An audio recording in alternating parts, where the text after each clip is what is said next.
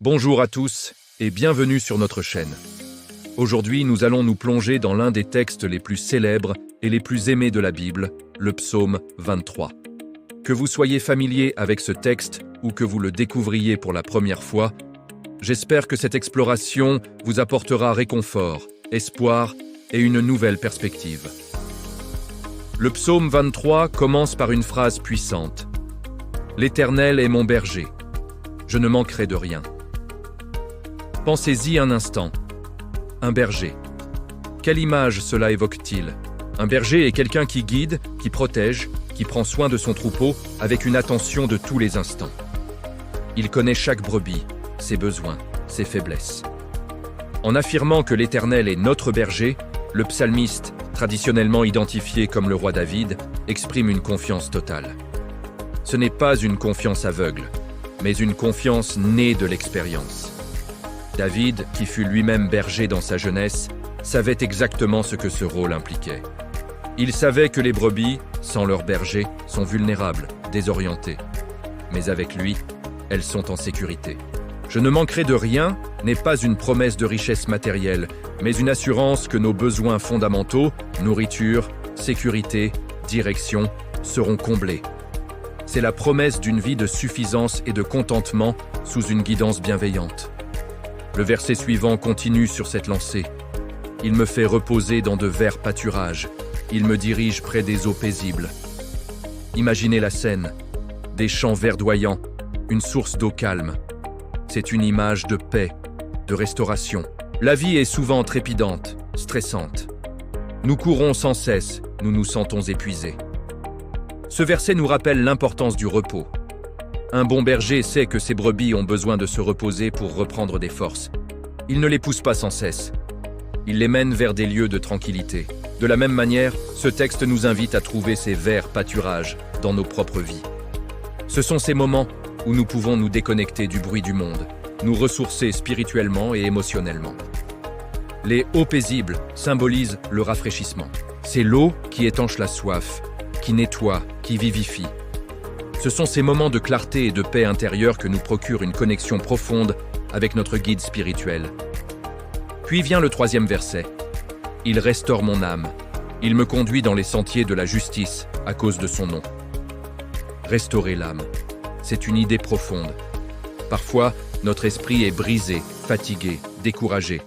Ce verset nous dit qu'il y a une force capable de nous réparer, de nous redonner vie.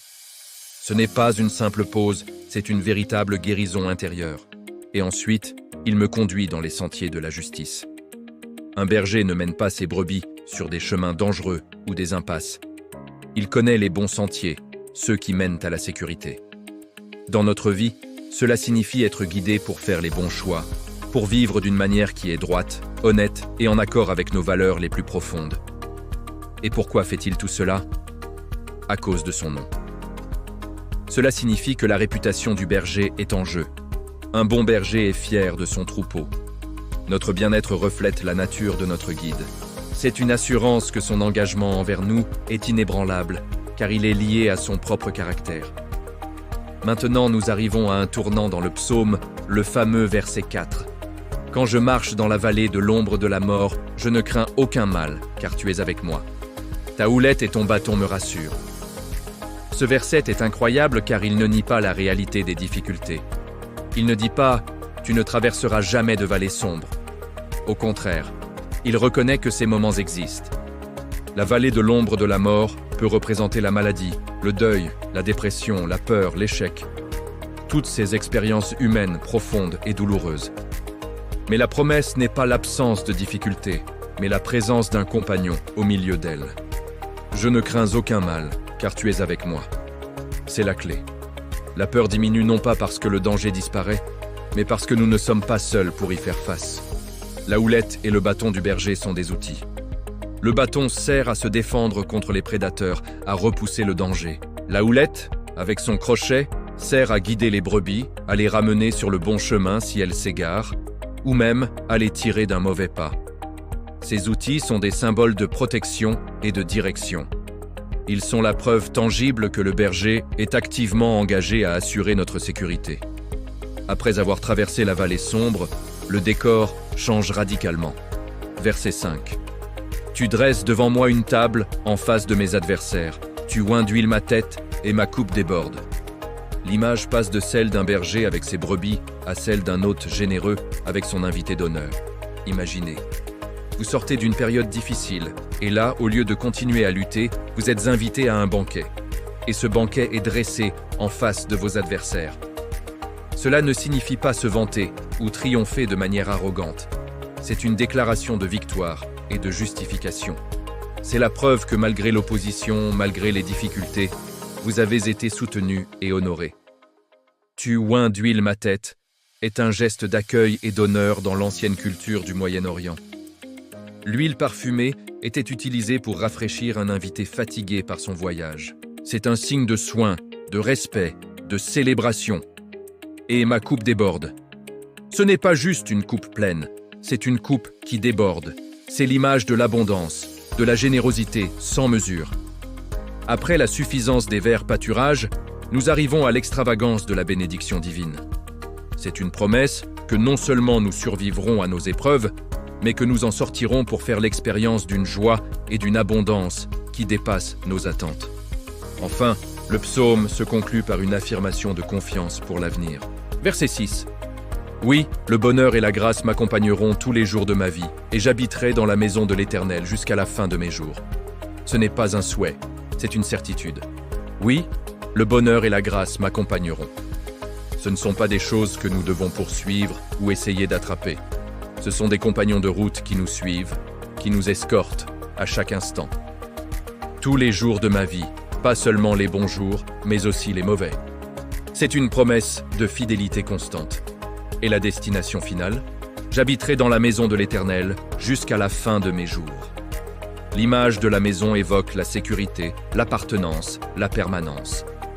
Après un long voyage, on rentre à la maison. C'est la destination ultime de notre parcours de foi. Une communion éternelle.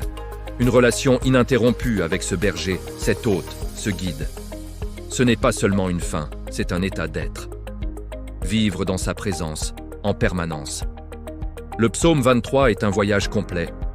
Il commence par une déclaration de confiance, nous guide à travers les moments de paix et de repos, nous soutient dans les vallées les plus sombres, nous honore par une célébration victorieuse et se termine par la promesse d'une compagnie éternelle. C'est un texte qui parle à toutes les saisons de notre vie. Quand tout va bien, il nous rappelle d'où vient notre paix. Quand nous sommes fatigués, il nous offre le repos. Quand nous avons peur, il nous assure d'une présence protectrice. Quand nous nous sentons perdus, il nous promet une direction. Ce qui rend ce psaume si personnel, c'est l'utilisation du « je » et du « tu ». L'Éternel est mon berger, tu es avec moi. Ce n'est pas une vérité théologique abstraite, c'est une relation personnelle et intime. Chacun de nous peut s'approprier ces mots. Il nous invite à passer d'une connaissance intellectuelle de Dieu à une expérience vécue.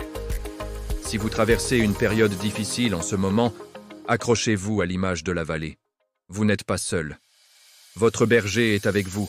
Sa houlette et son bâton sont là pour vous rassurer. Si vous vous sentez épuisé, cherchez les verts pâturages et les eaux paisibles. Prenez le temps de vous reposer et de vous ressourcer. Si vous vous sentez béni et joyeux, laissez votre coupe déborder et reconnaissez la source de cette abondance. J'espère que cette méditation sur le psaume 23 vous a touché.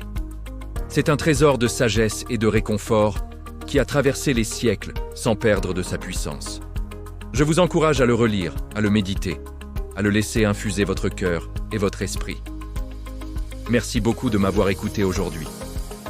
Si ce contenu vous a plu, n'hésitez pas à laisser un j'aime, à partager cette vidéo et à vous abonner à la chaîne pour ne pas manquer nos prochaines explorations. Prenez soin de vous et à très bientôt.